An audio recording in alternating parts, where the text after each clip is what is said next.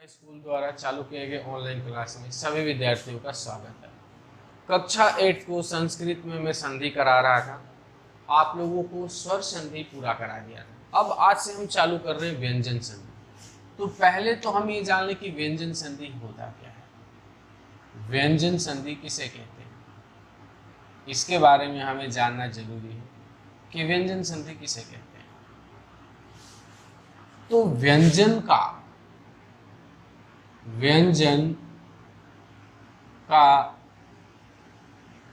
व्यंजन से मेल, व्यंजन या स्वर से मेल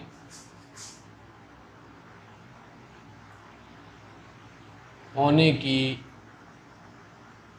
प्रक्रिया व्यंजन संधि कहलाती है। व्यंजन संधि कहलाती है। ये सामान्य परिभाषा है। व्यंजन संधि में क्या होता है कि या तो दो व्यंजन वर्ण आपस में मिलते हैं, और नहीं तो एक व्यंजन और एक स्वर आपस में मिलते हैं और एक नए विकार बनाते हैं। इस प्रक्रिया को ही व्यंजन संधि कहा जाता है। ठीक है। अब व्यंजन संधि में सबसे पहला है अच्युत संधि। अच्युत संधि में कहा जाता है कि पहले पद के अंत में, पहले पद के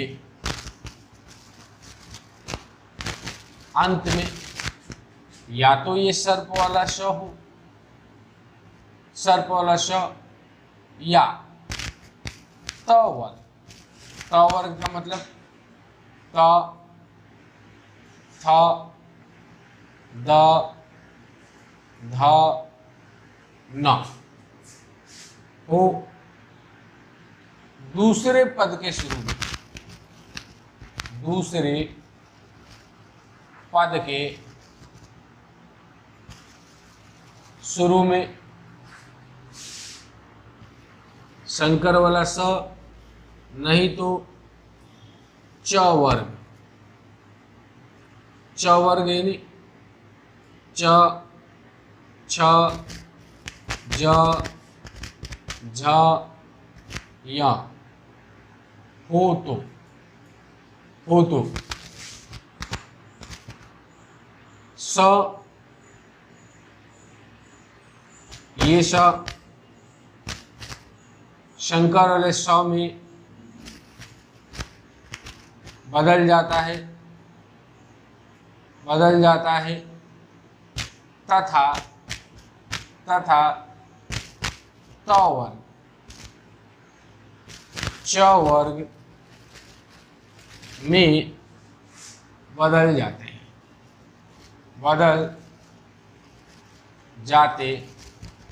हैं।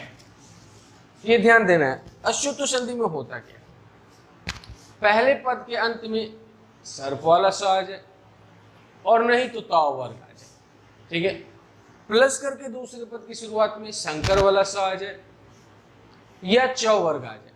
तो मान लीजिए पहले यहां बता रहा हूं कि ये सर्प वाला स है। ठीक है, ये आ जाए, नहीं तो कहा जा रहा है त वर्ग आ जाए। क्या आ जाए? त वर्ग। त वर्ग में क्या होता है? त, थ, द, ध और न, ये होते हैं। पहले पद के अंत में या तो ये सर्प वाला स आ जाए और नहीं तो त वर्ग आ जाए। दूसरे पद की शुरुआत में क्या हो? शंकर वाला स आ जाए और नहीं तो च वर्ग आ जाए। क्या आ जाए? च वर्ग। च वर्ग में क्या होता है? च, छ, ज, झ और ये होते हैं। तो मान लो पहले पद के अंत में ये सर्प वाला स आया, प्लस करके दूसरे पद की शुरुआत में या तो ये आ जाए शंकर वाला स आ जाए, नहीं तो च वर्ग आ जाए। च वर्ग का मतलब इनमें से कोई एक आ जाए। तो इसको क्या हो जाएगा?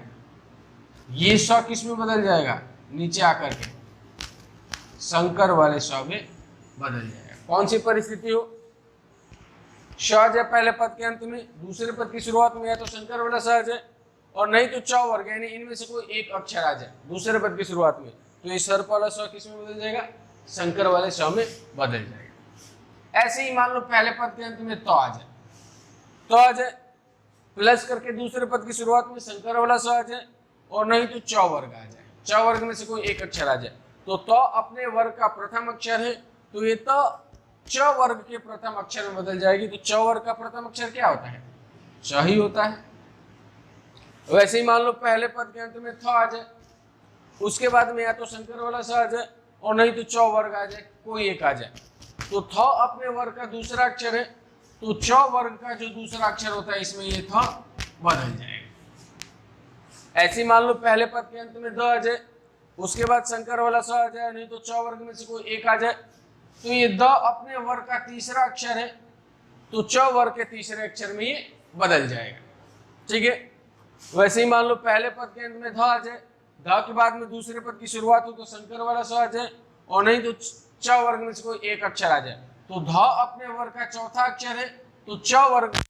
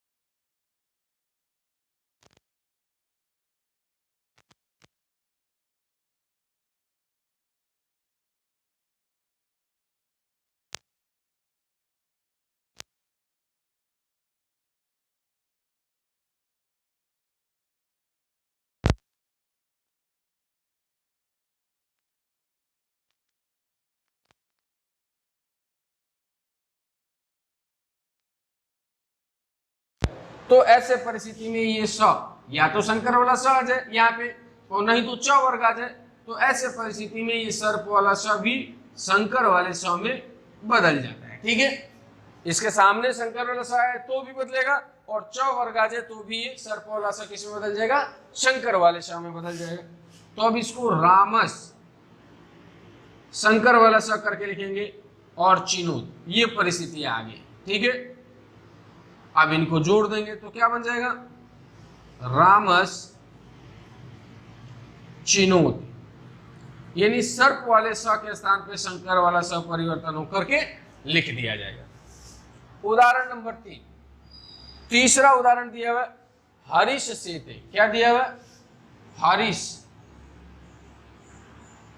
हरीश प्लस सेते, हरीश प्लस सेते, ये पहला पद ये दूसरा पद, पहले पद के अंत में क्या आ गया, सर्प वाला स आ गया, प्लस करके दूसरे पद की शुरुआत में शंकर वाला स आ गया।